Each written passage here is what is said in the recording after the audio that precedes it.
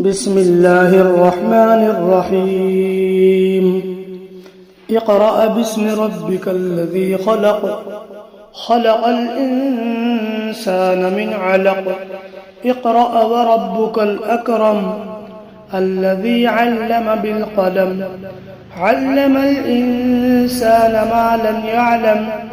كلا إن الإنسان ليطغى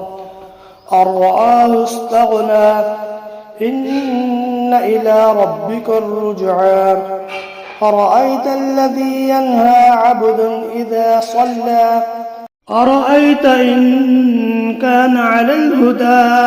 أو أمر بالتقوى أرأيت إن كذب وتولى ألم يعلم بأن الله يرى كلا لئن لم ينته لنسفعا بالناصية ناصية